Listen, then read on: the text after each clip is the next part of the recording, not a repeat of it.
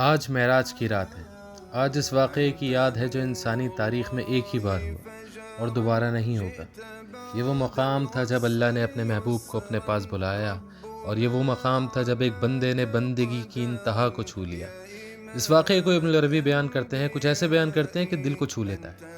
ابن العربی کہتے ہیں کہ جب اللہ یہ کہتا ہے کہ اس نے اپنے بندے کو مسجد اقصیٰ تک سفر کرایا تو وہ لفظ استعمال کرتا ہے بندے کا۔ بندے سے مراد یہ ہے کہ وہ اللہ کے حکم پر چلا۔ جب اللہ نے بلایا تو بغیر کسی سوال کے، بغیر کسی شکوے کے آدھی رات کو اٹھ کر چل پڑا۔ یہ ابن العربی کے نزدیک ایک اشارہ ہے کہ انسان کو اللہ کے احکامات کی بغیر کسی چو چرا کے پابندی کرنی چاہیے۔ اس کے بعد ابن العربی یہ کہتے ہیں کہ اسراء کے واقعے کے بعد جب انسان اللہ کی مرضی سے چلا تو اس کے بعد اللہ نے اس کو بلندیوں تک پہنچایا، اور اس کو وہ کہتے ہیں کہ یہ ہے معراج۔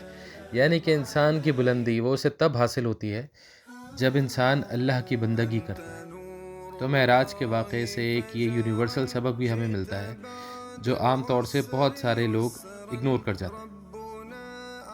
یہ ابن العربی نے بہت خوبصورتی سے بیان کیا، اور پھر انہوں نے ایک اور بات بیان کی۔ انہوں نے یہ کہا کہ یہ جو معراج کا سفر ہے نا، جو مختلف آسمانوں پر مختلف انبیاء کرام سے ملاقات کا تذکرہ ہے، جس میں آدم علیہ السلام، ابراہیم علیہ السلام، موسیٰ علیہ السلام اور عیسیٰ علیہ السلام وغیرہ، یہ اس سے مراد لیتے ہیں کہ یہ انبیاء کرام اللہ تعالیٰ کے اسماء کے مظہر ہیں۔ یعنی کہ ابراہیم علیہ السلام اللہ کے اسم خلیل کا مظہر ہے، عیسیٰ علیہ السلام اللہ کے اسم روح کا مظہر ہے، آدم علیہ السلام خالق کا مظہر ہے، اسی طرح موسیٰ علیہ السلام کلیم کا مظہر ہے۔ تو جب ان سے ملاقات ہوئی رسول اکرم صلی اللہ تعالیٰ علیہ وبارک وسلم کی، تو گویا ایسا ہوا کہ ان تمام اسماء کا تعارف رسول اکرم صلی اللہ تعالیٰ علیہ وبارک وسلم کے باطن پر کیا گیا، اور ان پر حقیقت محمدیہ کا انکشاف ہوا۔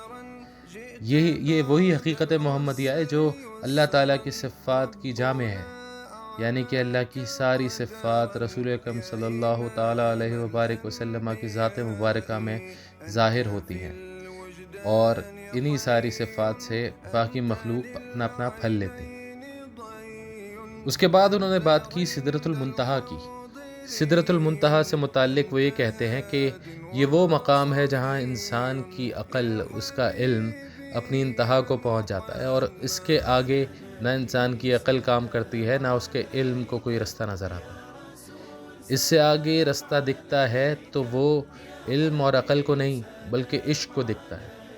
عشق کے بل پر انسان اپنے خالق سے، اپنے رب سے ملاقات کرتا ہے، اور یہ وہ مقام ہے جو مخلوق کی بلند ترین معراج ہے۔ یہ وہ مقام ہے جہاں پر عشق کے بغیر کسی کی رسائی نہیں۔ یہ وہ مقام ہے جہاں پر بندگی اپنے عروج کو پہنچتی ہے۔ اس سے آگے قاب قوسین کا مقام۔ اس بارے میں ابن العربی یہ کہتے ہیں کہ یہ وہ مقام ہے جو سمجھنے کے لیے بڑا نازک مرحلہ ہے۔ لوگ یہ سمجھ سکتے ہیں کہ دو کمانوں کے بیچ کا فاصلہ یا اس سے بھی کم او ادنا، کہیں ایسا تو نہیں کہ خالق اور مخلوق ایک ہو رہے ہیں۔ تو ابن العربی اس کو بڑے خوبصورتی کے ساتھ کلیئر کرتے ہیں۔ وہ یہ کہتے ہیں کہ نہیں، بات یہ نہیں ہے کہ خالق مخلوق بن گئی ہے، مخلوق خالق، بلکہ بات یہ ہے کہ بندگی اپنے کمال کو پہنچی، یعنی کہ بندہ اپنی بندگی میں جس عروج تک پہنچ سکتا تھا، جس کمال تک پہنچ سکتا تھا، جہاں تک ممکن تھا عروج پانا، وہ اسی قاب قوسین کے مقام پر پا چکا۔